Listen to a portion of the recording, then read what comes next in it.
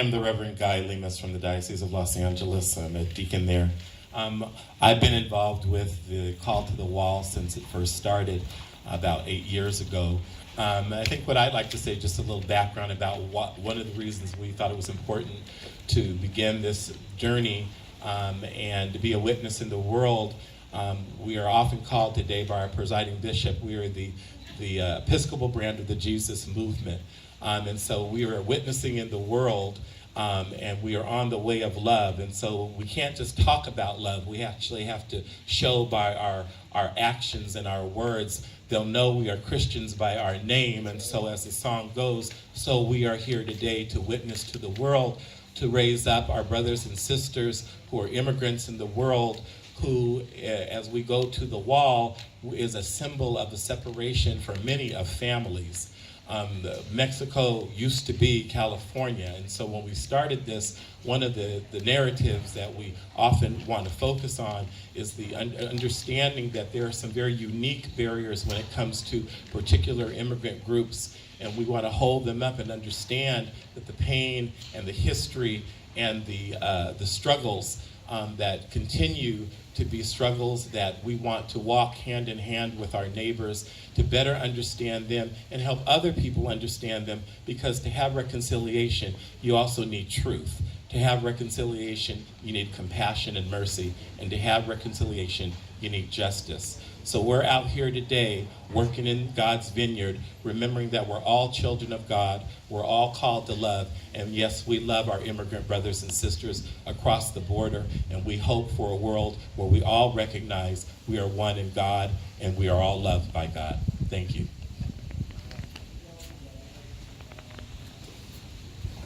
Thank you, Reverend. The next speaker is Dr. Hughes here. Is the Reverend Dr. Jennifer Hughes. She's actually the founder of this event and Associate Professor of History at UC Riverside.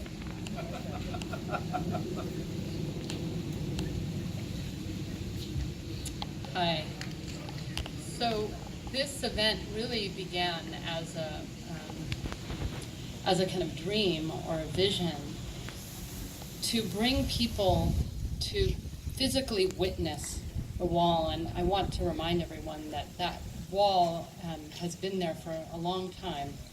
We've been talking about it recently in the media quite a lot and in our political situation a lot, but it is a wound, a place of difficulty, place of separation. And this event is designed with the hope that people can be witness to it, to call our communities to it, to be in the physical presence of this double-barreled fence. And so today we will make our approach, and we will have a procession of saints, a procession of images, and we will bear witness and to be in the presence and to touch it, to remember that it's there and that it haunts us even when we don't see it, even when we aren't in its presence. So we are calling all of us to bear witness to that wall and to its legacies and impact on our society. Thank you. Thank you, Doctor. The next person is the Reverend Nancy Frausto. She's Associate Rector at St. Luke's in Long Beach and a DACA Dreamer.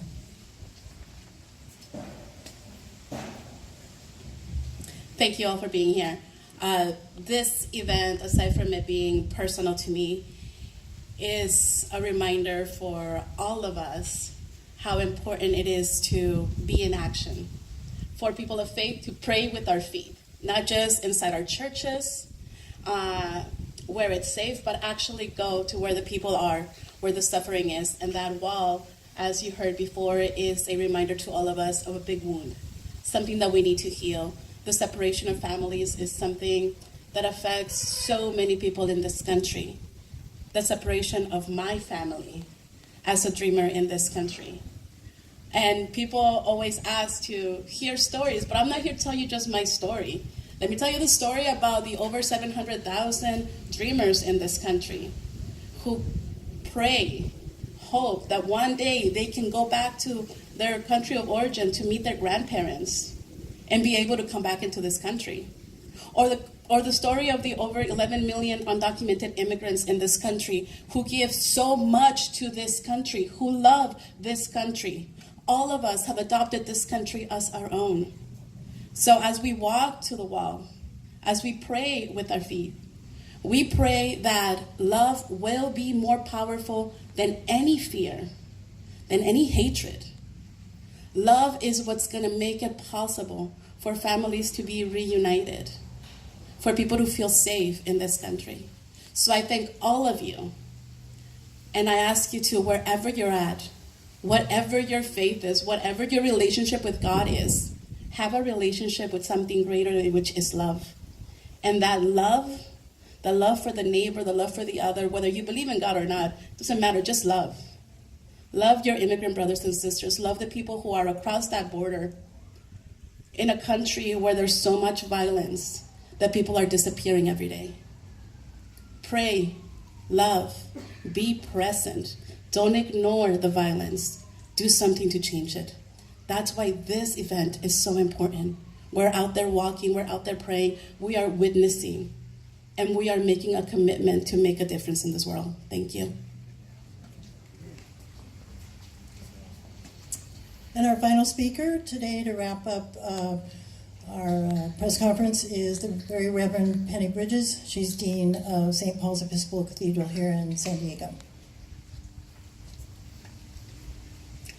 Good morning. Thank you all for being here, and thank you to my distinguished colleagues for speaking. Thank you for those for whom it is difficult or intimidating to be this close to the border. We are all children of one God.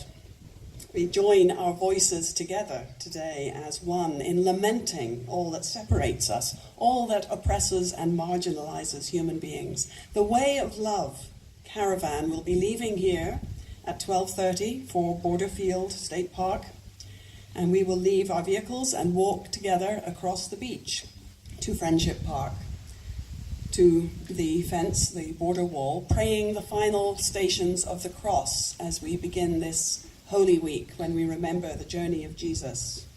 We remember how Jesus was stripped and tortured and killed by those who were threatened by his message of love and justice. And we'll gather at the border fence at 2:00 to share communion, the sacrament, one people, one body, proclaiming our shared faith in the God of justice, freedom, and peace. But we won't all be there. We lament the fact that many of our brothers and sisters don't feel safe enough to join us today on either side of the wall. Our incomplete communion will stand as a witness to the brokenness of our world. And we reaffirm our commitment to the way of love that Jesus taught us. Thank you. So thank you, ladies and gentlemen. There's press availability with the speakers anytime in the next 10-15 minutes, and then we will carry on with the rest of the day's events. If you want to follow us to the border, we should be there around 2:00. Thank you.